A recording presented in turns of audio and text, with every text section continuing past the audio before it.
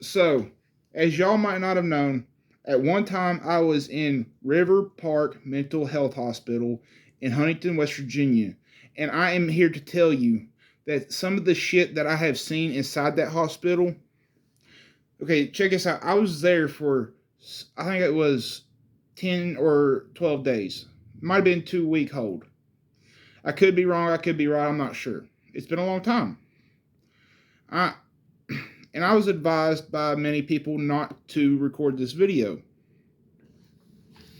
Okay, so I've seen every from kids being force fed drugs that they did not want to take and was not doing nothing wrong, all the way up to kids getting tackled just because they wasn't doing nothing.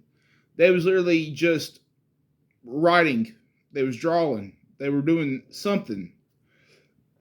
They wasn't bothering nobody. Just because the COs of that establishment basically is how it felt. It felt like a prison that you could not escape. It felt like you was literally nothing, as little as a fucking ant. So, like, I saw, yes, there was two kids at the end of the hallway, and when you walk onto the floor, right, doors locked behind you. As soon as you get there, strip search. Okay, I wouldn't feel comfortable with my daughter or my son getting strip searched by an old ass dude that came to find out was a rapist, a child molester, was on the sex registry. Dude, okay, so with all that being said, right?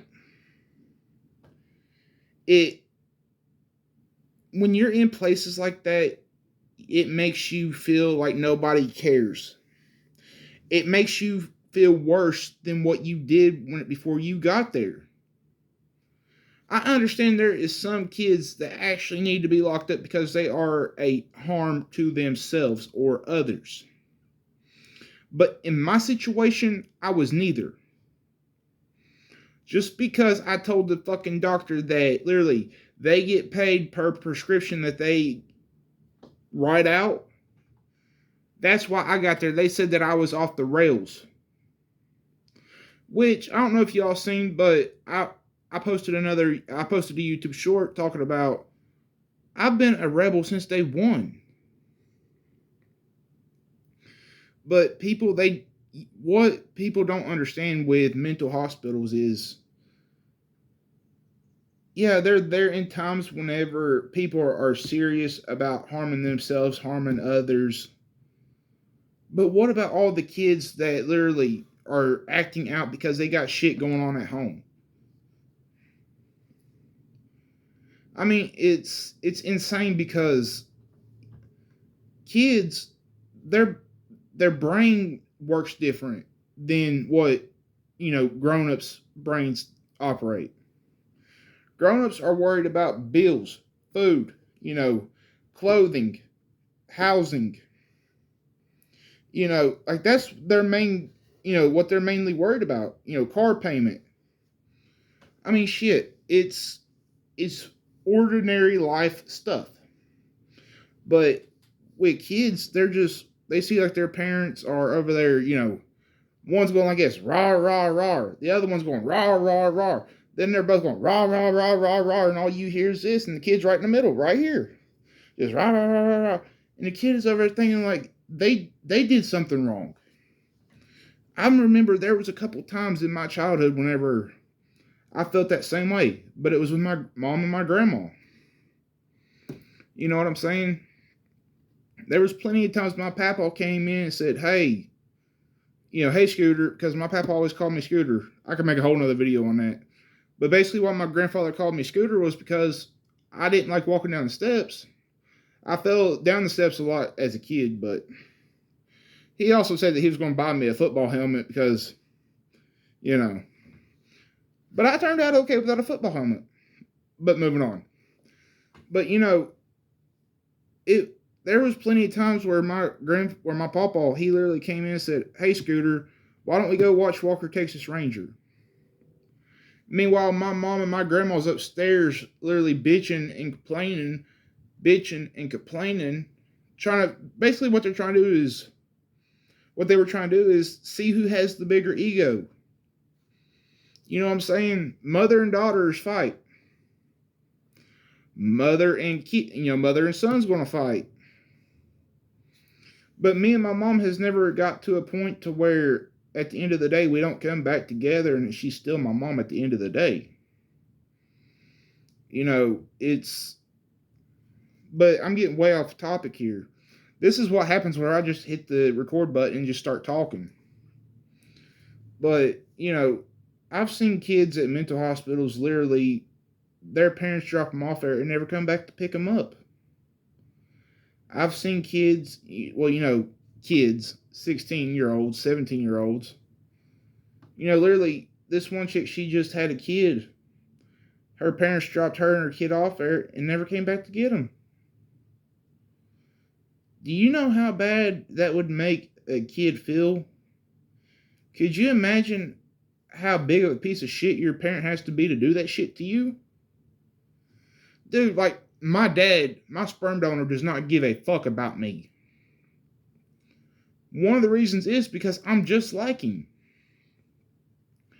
I don't take shit off nobody. I just don't fucking do it. You know, the way I am, it's don't start nothing, they won't be nothing. I'm literally over here in my own lane doing my own thing. Why can't people just leave me alone and let me do me? You know, hell, Lugnut and Miss Lugnut, man, I honestly, Lugnut came back into my life at a time where I felt like I was, you know, the whole world was coming at me. Lugnut, my little brother, he saved me. He saved my life on plenty of occasions. You know, with me, I don't express my emotions that much. So whenever I do, you know, express my emotions, it all comes out at once. But Lugnut, man, he came into my life at a time at where I felt hopeless. I didn't know what I was doing. You know, I was staying high 24/7. I mean, I was venturing into other substances. You know, nothing too hard, just I was living a very unhealthy lifestyle. And now it's like, you know, I got back into that spot, you know, a dark spot in my head, and I'm just now coming out of it. You know what I'm saying?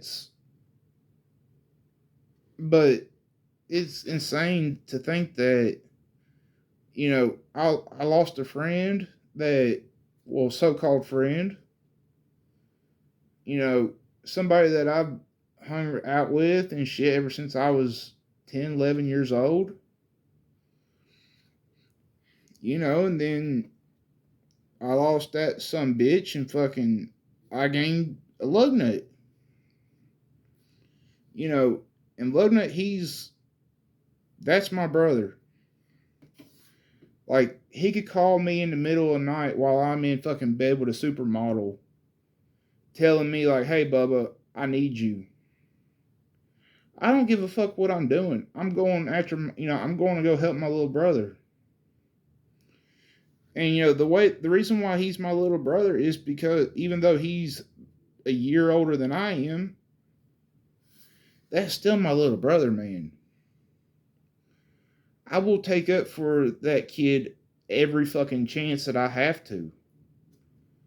If it came right down to it, somebody had a gun pointed right at him, I'd step right in front of that motherfucker and watch that clip empty in my chest. I wouldn't care. Because in the past, somebody's did the same thing for me. You know, that's right there. That right there is how you can tell that somebody's real. Whenever they're not scared enough to, you know, get on YouTube, hit the record button, start talking about everything from, mental health hospitals to fucking, taking a full clip for your little brother, man. The reason why I call him my little brother is because, I feel like, in a way, he's my little brother, even though he's older than I am, but he's still my little brother. And he knows for a fact that I will protect him at all costs. Hell, Mama Bear knows that I'll protect her at all costs. Miss Lugnut knows I'll protect her at all costs. I am the protector of my family. If you fuck with my family, so help me God, you are going to find out that I know real quick. Because I'm not the type of person that just texts you and threatens this, that, bullshit, and the other. That's not me. I am a ruthless asshole that says shit with so much sarcasm that it's unfunny. Like, literally, I will make people cry and not realize what the fuck I said that made them cry. I feel like I ain't got a heart, if that makes sense. You know what I'm saying? It literally feels like I can go from this to this to that and then back to that. It's just a thing, right? Hell, the red, this right here, that's anger.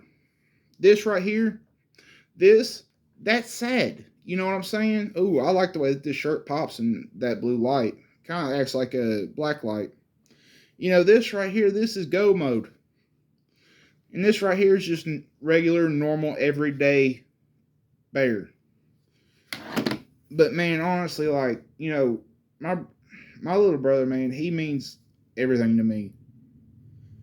I can't wait for, me and my whole family just to be sitting by a pool, at a property, big ass farm.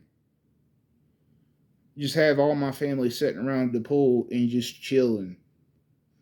Not having to worry about, is the bills paid? Is the car note taken care of? Is the mortgage paid? Are they going to come and fucking, turn, a bill off or whatever? Like, I've dealt with that shit my whole life. Bear and Lugnut both has. Just to get to a point to not have all that shit on our minds at every point. It would take a lot of stress off of these.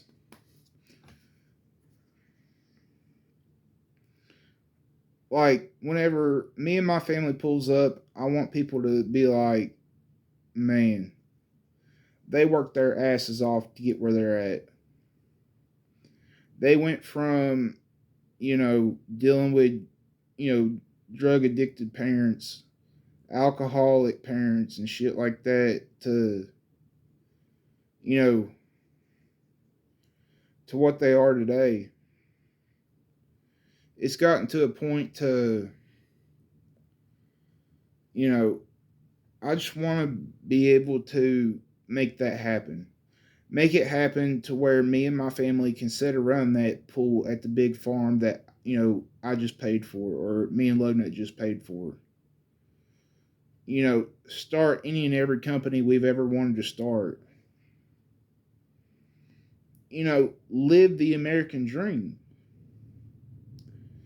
Bear and Lugnut, we're trying to, push the envelope. When have you ever heard, like in the past, I don't know, 5 years or so?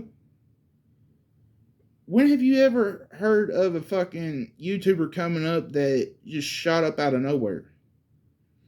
Work their ass off to, to get to where they are.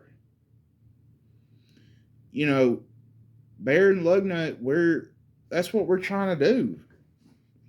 And if y'all want to support us, hit that subscribe button, man. Share it with your friends. Like, we're trying to build this into something to where even after Bear and Lugnut is gone, in the ground 6 feet under, people can still go back and rewatch our videos. You know, like that's what, that's what I want to happen one day. One day in the future, whenever I have kids, man, I want to be able to, sit down on the couch with my kids, my old lady, click on, just say this video, and be like, hey, this is how your dad was feeling this day back in 2024.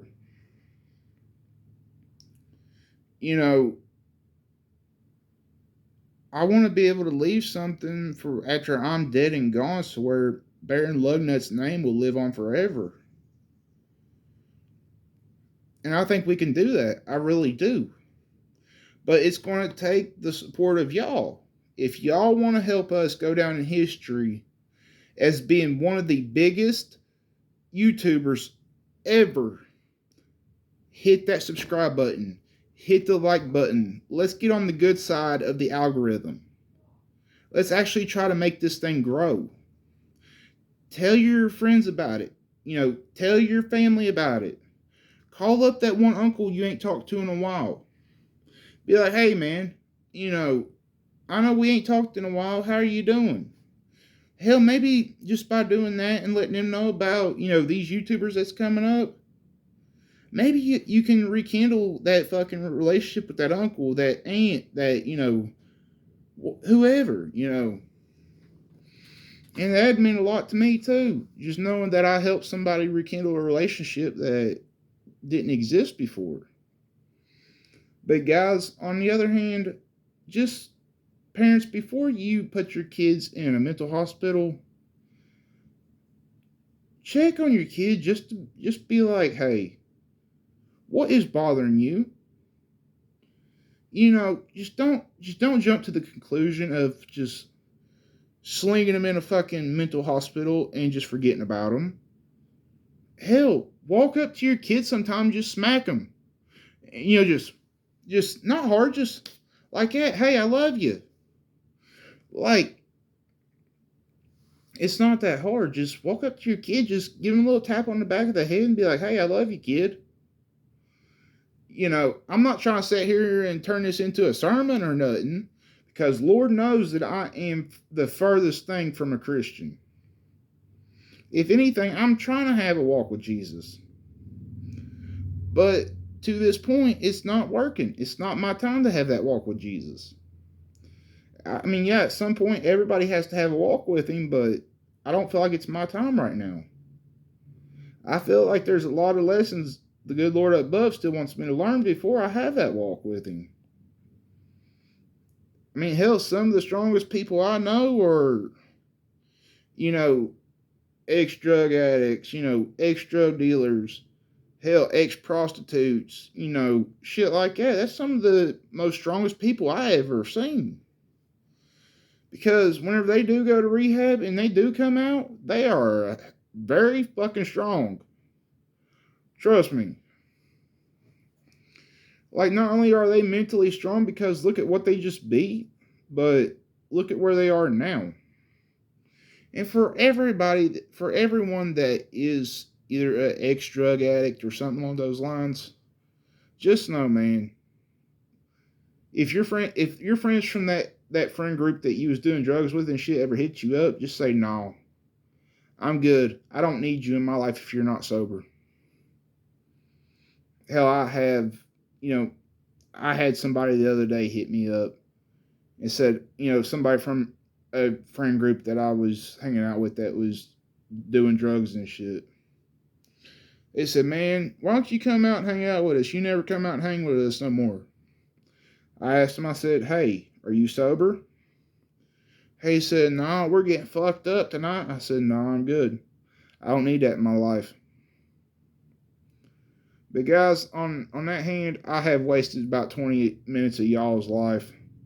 I really hope y'all made it to the end of this video. If y'all made it to the end of this video, comment no more mental health hospitals. Or smack your kid. But on that, guys, I love y'all. Y'all are one of a kind. I appreciate y'all rocking with your boy the Bear. And I'll see y'all next time.